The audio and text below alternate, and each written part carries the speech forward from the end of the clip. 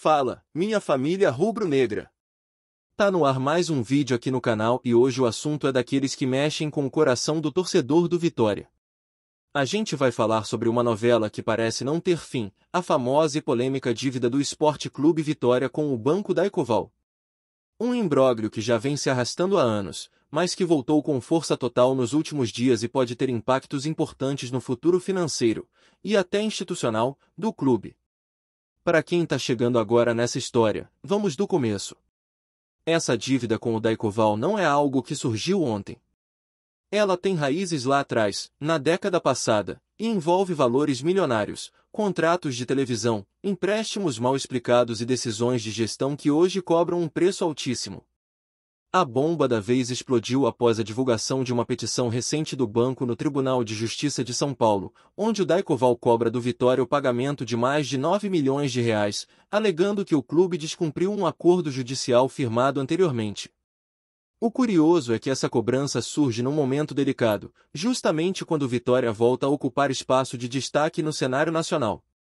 A diretoria atual, liderada por Fábio Motta, vinha tentando organizar a casa, colocar as finanças nos trilhos, negociar dívidas antigas e ao mesmo tempo manter o time competitivo dentro de campo. Mas essa ação do banco reaquece um fantasma que a torcida já achava que estava resolvido, ou pelo menos adormecido.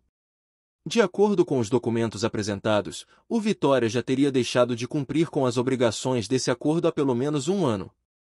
O banco afirma que o clube deixou de pagar as parcelas mensais combinadas e, por isso, estaria sujeito à retomada das garantias estabelecidas em contrato. E aí o torcedor já começa a tremer. Essas garantias não são qualquer coisa. Estamos falando do Barradão, da concentração Vidigal Guimarães e até dos direitos de transmissão que o clube tem com a televisão. Sim, o patrimônio do Vitória está envolvido nessa parada. Mas antes da gente entrar no mérito do que pode ou não acontecer, é preciso entender como essa dívida surgiu. A origem dela remonta a um empréstimo feito lá em 2015, ainda na gestão de Paulo Carneiro. Na época, o clube precisava de recursos para manter o elenco competitivo e decidiu antecipar receitas futuras da televisão em troca de um valor imediato no caixa. A operação foi feita com a Globo e, em seguida, repassada ao Daykoval, que passou a ser o credor da história. Em resumo, o Vitória pegou o dinheiro emprestado dando como garantia os valores que ainda iria receber nos anos seguintes. Só que como tudo que é mal explicado vira problema, essa operação acabou virando uma bola de neve.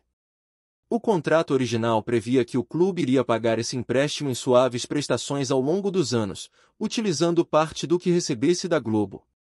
Porém, com o passar do tempo, vieram mudanças na gestão, troca de patrocinadores, renegociações mal feitas e, claro, a crise financeira que atingiu o futebol brasileiro de maneira geral. Resultado? A dívida foi sendo rolada, os juros foram se acumulando e o Daykoval continuou com a faca no pescoço do clube. Ano passado, por exemplo, o Vitória ainda devia cerca de 13 milhões de reais ao banco. E mesmo após algumas tentativas de acordo, a situação ficou insustentável. O clube chegou a trocar o contrato de patrocínio da plataforma Betsa pela empresa 7K, o que interferiu diretamente na forma de pagamento da dívida.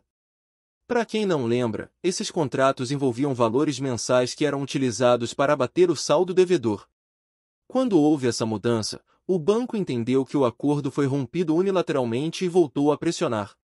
O problema é que, segundo o banco, o Vitória já não faz pagamentos há mais de 12 meses. E mesmo que a diretoria atual tente argumentar que o clube está em processo de recuperação judicial e que há um regime especial que suspende execuções, o Daykoval parece não estar disposto a esperar.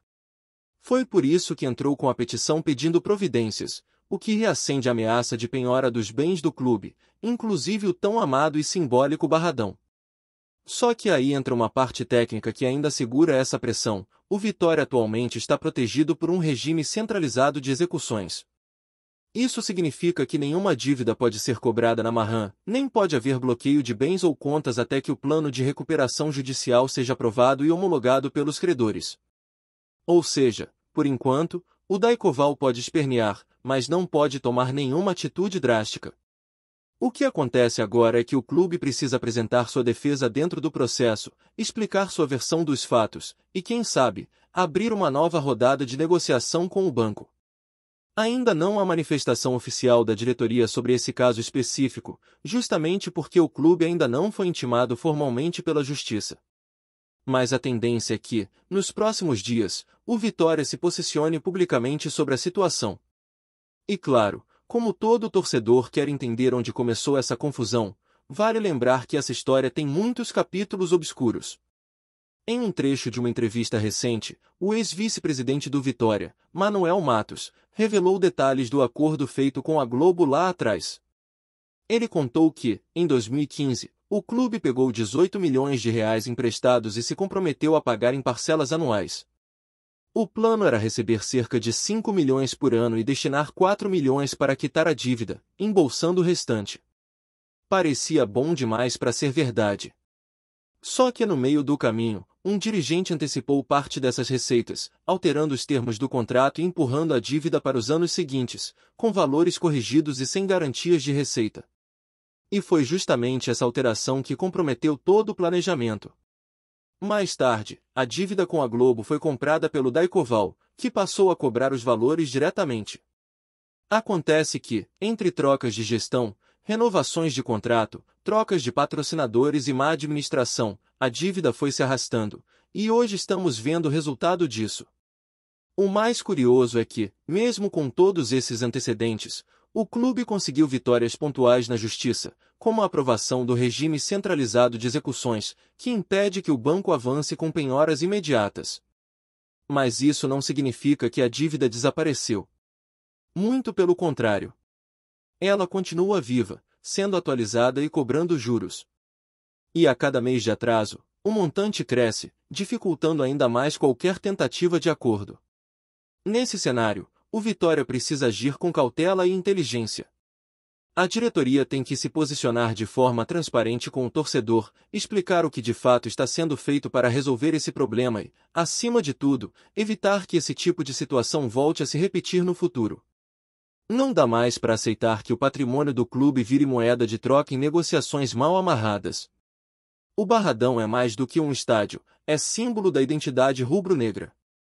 Colocar isso em risco é brincar com a paixão de uma nação inteira. Enquanto isso, nos bastidores, as movimentações seguem intensas. Fontes próximas ao clube dizem que a diretoria já se articula para rebater as alegações do Daicoval e, se necessário, entrar com recursos para estender ainda mais os prazos da dívida. A ideia é ganhar tempo para reorganizar as finanças e tentar apresentar um plano viável de pagamento que não comprometa o andamento do futebol e das demais obrigações do clube. Mas é claro que isso tudo gera desconfiança na torcida. Afinal, quantas vezes o torcedor já ouviu promessas de recuperação financeira que não se concretizaram? Quantas vezes dívidas foram empurradas com a barriga e voltaram ainda maiores? Esse histórico recente do Vitória em relação à sua saúde financeira preocupa, e com razão. O torcedor já não aceita mais desculpas. Ele quer clareza, responsabilidade, principalmente, resultados dentro e fora de campo. E para deixar o clima ainda mais tenso, essa bomba estoura justamente na semana de um jogo decisivo contra o Juventude. Ou seja, além de lidar com a pressão dentro das quatro linhas, o elenco ainda vê o clube sendo manchete por problemas judiciais. Isso, querendo ou não, acaba mexendo com o ambiente. Mesmo que o departamento de futebol tente blindar o grupo, é impossível isolar completamente esse tipo de crise. Ela respinga em todo mundo, do roupeiro ao presidente. Agora é esperar para ver quais serão os próximos passos do clube diante dessa cobrança. O que dá para afirmar, com certeza, é que o torcedor está de olho. A cobrança por transparência e responsabilidade vai ser ainda maior daqui para frente, porque ninguém aguenta mais ver o Vitória sendo notícia por dívidas e ameaças judiciais. A história do clube é muito maior do que qualquer erro de gestão, e é hora de tratar essas feridas com a seriedade que elas exigem. E é justamente olhando para esse passado mal resolvido que a torcida do Vitória começa a entender como certas dívidas ainda atormentam o presente. A cada nova gestão que assume o clube, vem junto a missão de tentar apagar incêndios deixados pelas anteriores. E a dívida com o Daicoval é um exemplo emblemático disso. Ela não começou agora, não é fruto de uma ação recente, mas sim consequência direta de decisões feitas anos atrás, decisões que, na época, talvez parecessem estratégicas, mas que hoje se mostram verdadeiras armadilhas. A verdade é que essa história passa por várias mãos. Quem acompanha o clube de perto sabe que, desde o início dos anos 2010, o Vitória entrou numa espiral de gestões instáveis, com mandatos conturbados, saídas polêmicas e muita improvisação administrativa. O resultado disso foi uma sequência de erros financeiros, contratos mal feitos, adiantamentos perigosos de receitas futuras e, claro, uma postura imediatista que priorizava apagar o fogo do presente, mesmo que isso significasse jogar gasolina no futuro. E o Daykoval entrou nesse contexto como uma solução emergencial que acabou se tornando um problema crônico. Uma parte que poucos torcedores conheciam, e que agora veio à tona, é que o próprio contrato com a Globo, que servia de garantia para esse empréstimo, foi renegociado em condições extremamente delicadas. O ex-vice-presidente Manuel Matos trouxe à luz o bastidor de uma decisão que mudou o curso da história financeira do Vitória. Lá em 2015, ele conta que o clube tinha a oportunidade de renegociar seus direitos de televisão por um valor muito mais alto, com a chegada da concorrência do esporte interativo. A Globo, pressionada, aumentou sua proposta, oferecendo um valor robusto e ainda perdoando parte do débito anterior. Aí entra o ponto mais crítico da história, mesmo com um acordo estruturado, que previa pagamentos suaves e garantia de receita por anos, um dirigente decidiu pedir uma antecipação de parte dessa grana e, de quebra, assinou um novo contrato, às vésperas de deixar o cargo, comprometendo o clube até 2024. Foi essa decisão, feita no apagar das luzes de uma gestão, que colocou o Vitória numa armadilha, a obrigação de pagar valores fixos à Globo, mesmo que a receita fosse variável ou que o clube estivesse em outra divisão. Esse tipo de atitude é o retrato do descaso com o patrimônio da instituição. Um contrato assinado às pressas, sem debate interno, sem consulta ao Conselho Deliberativo, sem transparência. Quando a nova gestão assumiu, se deparou com um contrato que praticamente amarrou as finanças do clube por quase uma década. E foi justamente esse vínculo com a Globo que depois acabou sendo repassado ao Daykoval, quando o banco entrou como intermediário financeiro para antecipar ainda mais receitas em troca de um novo empréstimo. A cada tentativa de aliviar o caixa, o clube afundava um pouco mais. Era como se o Vitória estivesse constantemente vendendo o almoço para pagar o café da manhã. Sem planejamento a longo prazo, sem controle rígido das finanças e, pior, com gestões que não se entendiam entre si. Uma empurrava para outra a responsabilidade das dívidas, e o torcedor, claro, assistia tudo isso do lado de fora, sem saber que enquanto gritava na arquibancada, o clube estava assinando contratos que colocavam seu patrimônio em risco. E a prova de que a dívida se tornou um ciclo vicioso está nos próprios números. O valor original girava em torno de 18 milhões de reais. Depois foi renegociado, rolado, parcelado, até cair para cerca de 13 milhões no ano passado.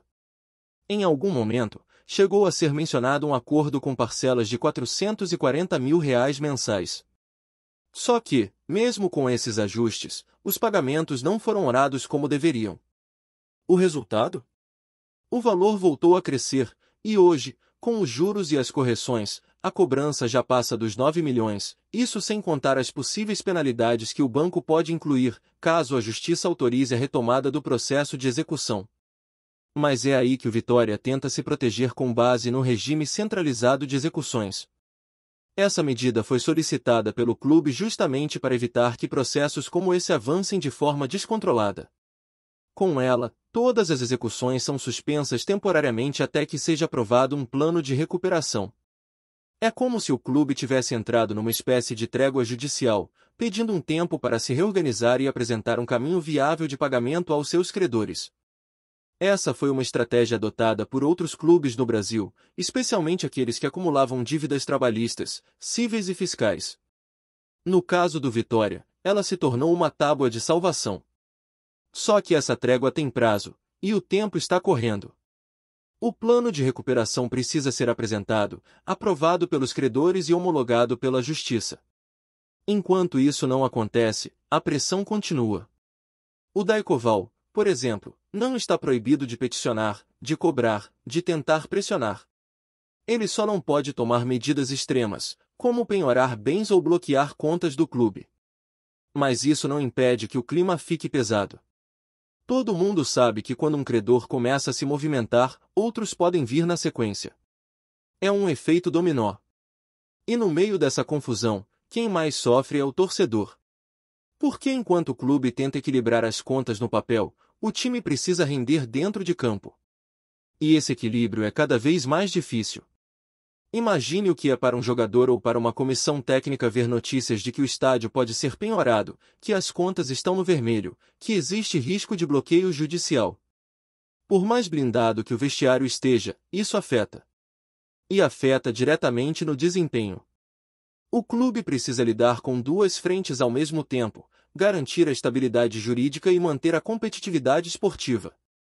São dois mundos que se cruzam o tempo todo.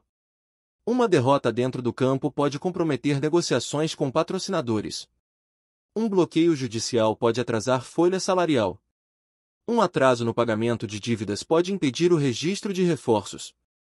Tudo está interligado, e qualquer movimento errado pode gerar um efeito cascata. Rumores recentes têm agitado o mercado da bola, especialmente no cenário do futebol brasileiro, e um dos nomes que tem gerado bastante burburinho é o de Keno.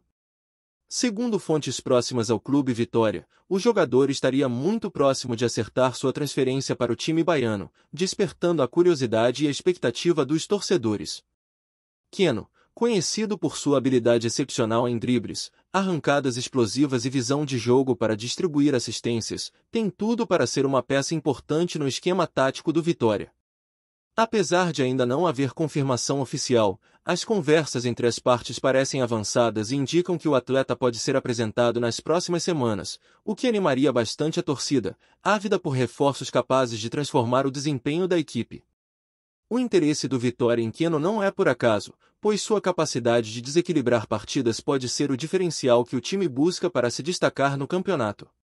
Assim, o burburinho em torno da possível contratação movimenta não apenas os bastidores do clube, mas também a imprensa esportiva e os fãs do futebol nacional, que acompanham atentamente cada passo dessa negociação que pode virar realidade muito em breve. Os aspectos técnicos de Keno, principalmente sua habilidade de driblar com facilidade os adversários, são um dos pontos mais comentados pelos especialistas do futebol. O atacante tem um repertório variado de movimentos que lhe permitem superar defensores com agilidade e criatividade, características que encaixariam perfeitamente na dinâmica ofensiva do Vitória. Além disso, sua arrancada rápida, que permite ganhar espaço e criar oportunidades perigosas para o time, vem sendo um diferencial importante em suas atuações recentes. A possibilidade de o Vitória contar com um jogador com essas qualidades aguça ainda mais a curiosidade sobre como o técnico irá encaixá-lo no esquema tático, potencialmente revolucionando a forma de jogar da equipe. Não se trata apenas de um reforço comum, mas sim de um atleta capaz de desequilibrar partidas e alterar o ritmo dos jogos. Se o negócio realmente se concretizar, o Vitória poderá ter em Keno um verdadeiro trunfo para buscar melhores resultados e brigar por posições de destaque nas competições que disputar. Esse cenário, ainda que especulativo, já começa a mexer com a expectativa dos torcedores e analistas do futebol, que aguardam com ansiedade a confirmação do rumor. Outro ponto que reforça o interesse do Vitória em Keno está na sua capacidade de assistência, uma característica que vai muito além do simples papel de marcar gols.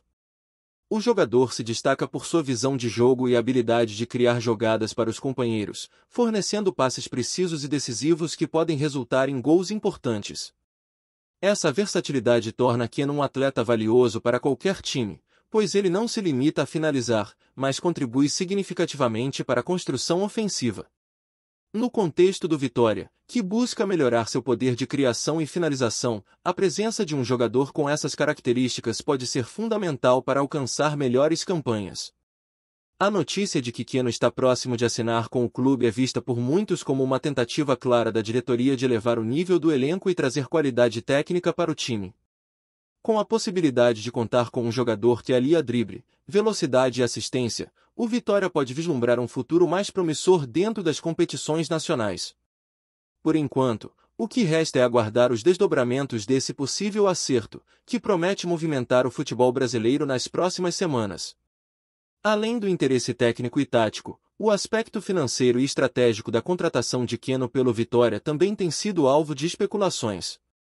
Muitos comentam que a diretoria do clube estaria empenhada em garantir o reforço sem comprometer o orçamento, buscando um equilíbrio entre qualidade e sustentabilidade financeira.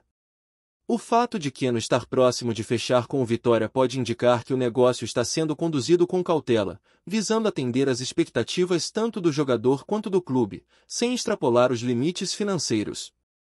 A estratégia adotada pode ser um indicativo de como o futebol brasileiro tem buscado alternativas mais inteligentes para montar elencos competitivos, sobretudo em times que não dispõem de grandes recursos. Essa negociação em potencial também acende discussões sobre a valorização de jogadores versáteis como Keno, que combinam várias qualidades em campo e são considerados investimentos importantes para o futuro da equipe. Portanto, se confirmado o acerto, o Vitória não só reforçará o time em termos técnicos, mas também dará um passo importante em sua gestão esportiva, buscando equilíbrio entre desempenho e finanças. Essa possibilidade de contrato, ainda não oficializada, já movimenta debates entre torcedores e analistas sobre o impacto que Keno poderá causar no clube. Por fim, o clima de expectativa criado em torno da possível contratação de Keno pelo Vitória é um reflexo da importância que o jogador tem no cenário do futebol nacional. A torcida do clube baiano está empolgada com a perspectiva de contar com um atleta que pode revolucionar o ataque, trazendo mais criatividade, velocidade e assistências. Mesmo sendo apenas um rumor, a movimentação nos bastidores e a proximidade das conversas indicam que o negócio pode se concretizar em breve, alimentando a esperança de dias melhores para o Vitória. Caso isso ocorra, será interessante observar como o jogador se adaptará ao novo ambiente e ao estilo de jogo do time, assim como o impacto imediato que poderá gerar nas partidas. A expectativa é de que Keno possa agregar valor ao elenco e ajudar o Vitória a alcançar objetivos mais ambiciosos na temporada, tornando-se uma referência dentro e fora de campo. Enquanto a diretoria mantém o mistério e a negociação avança, a torcida se mantém atenta, esperando ansiosamente pela confirmação que pode marcar uma nova fase para o clube. O burburinho em torno de Keno é uma clara demonstração da paixão e da esperança que o futebol continua a despertar. Obrigado por assistir ao Nordeste Sport News. Se você quer estar sempre atualizado sobre o que acontece no futebol do Nordeste, inscreva-se no canal e junte-se à nossa torcida. Até a próxima, e que venham mais vitórias para os nossos times.